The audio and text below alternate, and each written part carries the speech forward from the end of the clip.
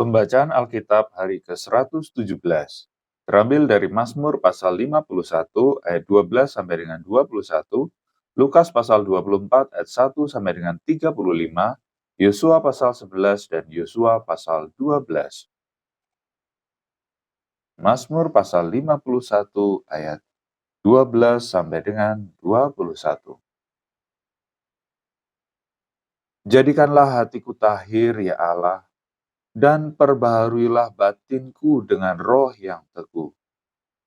Janganlah membuang aku dari hadapan-Mu, dan janganlah mengambil roh-Mu yang kudus daripadaku. Bangkitkanlah kembali padaku kegirangan karena selamat yang daripadamu, dan lengkapilah aku dengan roh yang rela. Maka aku akan mengajarkan jalan-Mu kepada orang-orang yang melakukan pelanggaran, supaya orang-orang berdosa berbalik kepadamu. Lepaskanlah aku dari hutang darah, ya Allah, Allah keselamatanku. Maka lidahku akan bersorak-sorai memberitakan keadilan-Mu.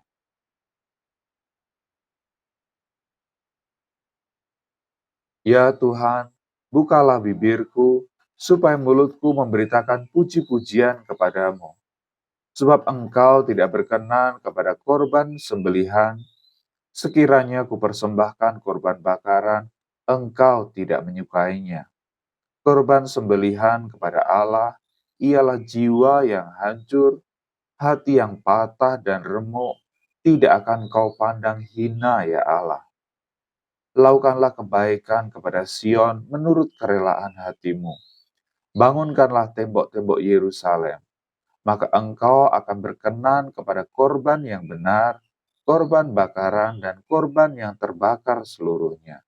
Maka orang akan mengorbankan lembu jantan di atas mezbahmu.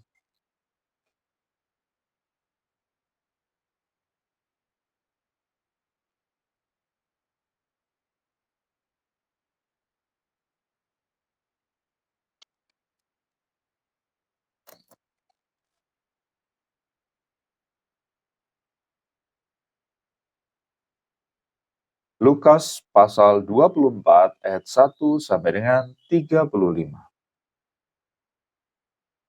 Tetapi pagi-pagi benar pada hari pertama minggu itu, mereka pergi ke kubur membawa rempah-rempah yang telah disediakan mereka. Mereka mendapati batu sudah terguling dari kubur itu, dan setelah masuk mereka tidak menemukan mayat Tuhan Yesus. Sementara mereka berdiri termangu-mangu karena hal itu, tiba-tiba ada dua orang berdiri dekat mereka memakai pakaian yang berkilau-kilauan. Mereka sangat ketakutan dan menundukkan kepala. Tetapi kedua orang itu berkata kepada mereka, "Mengapa kamu mencari Dia yang hidup di antara orang mati? Ia tidak ada di sini. Ia telah bangkit. Ingatlah apa yang dikatakannya kepada kamu ketika ia masih di Galilea, yaitu bahwa Anak Manusia harus diserahkan ke tangan orang-orang berdosa dan disalibkan, dan akan bangkit pada hari yang ketiga." Maka teringatlah mereka akan perkataan Yesus itu. Dan setelah mereka kembali dari kubur, mereka menceritakan semuanya itu kepada ke-11 murid dan kepada semua saudara yang lain. Perempuan-perempuan itu ialah Maria dari Magdala dan Yohana dan Maria ibu Yakobus. Dan perempuan-perempuan lain juga yang bersama-sama dengan mereka memberitahukannya kepada rasul-rasul.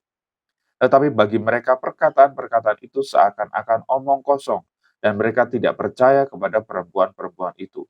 Sungguh pun demikian, Petrus bangun lalu cepat-cepat pergi ke kubur itu. Ketika ia menjenguk ke dalam, ia melihat hanya kain kapan saja. Lalu ia pergi dan ia bertanya dalam hatinya apa yang kiranya telah terjadi. Pada hari itu juga, dua orang dari murid-murid Yesus pergi ke sebuah kampung bernama Emmaus, yang terletak kira-kira 7 mil jauhnya dari Yerusalem. Dan mereka bercakap-cakap tentang segala sesuatu yang telah terjadi. Ketika mereka sedang bercakap-cakap dan bertukar pikiran, datanglah Yesus sendiri mendekati mereka, lalu berjalan bersama-sama dengan mereka. Tetapi ada sesuatu yang menghalangi mata mereka, sehingga mereka tidak dapat mengenal Dia. Yesus berkata kepada mereka, "Apakah yang kamu percakapkan sementara kamu berjalan?" maka berhentilah.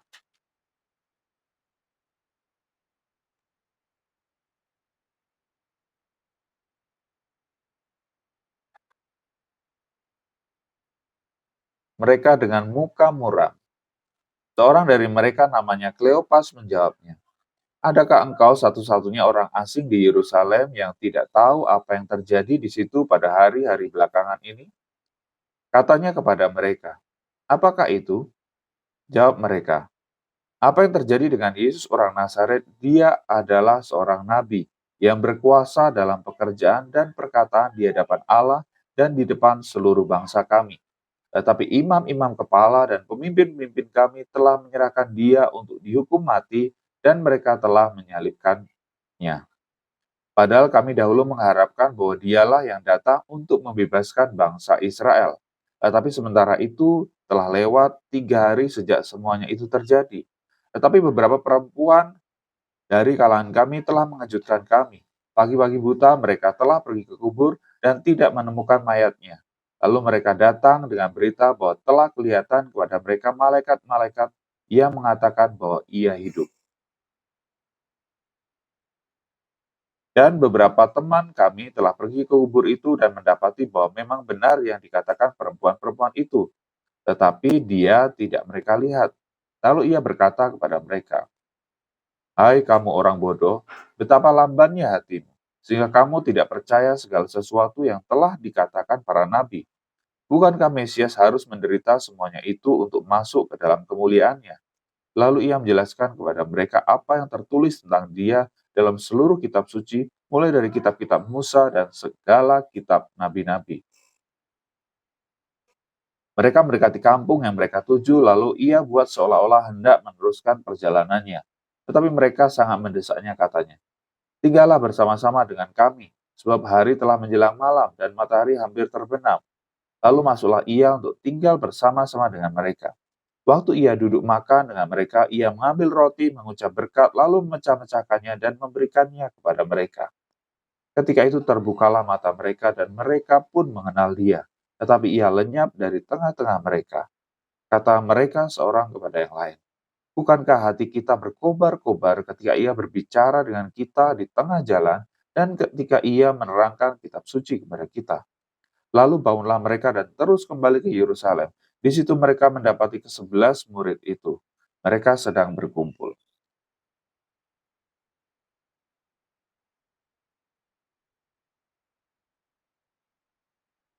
bersama-sama dengan teman-teman mereka. Kata mereka itu, "Sesungguhnya Tuhan telah bangkit dan telah menampakkan diri kepada Simon." Lalu kedua orang itu pun menceritakan apa yang terjadi di tengah jalan dan bagaimana mereka mengenal dia pada waktu ia memecah-mecahkan roti.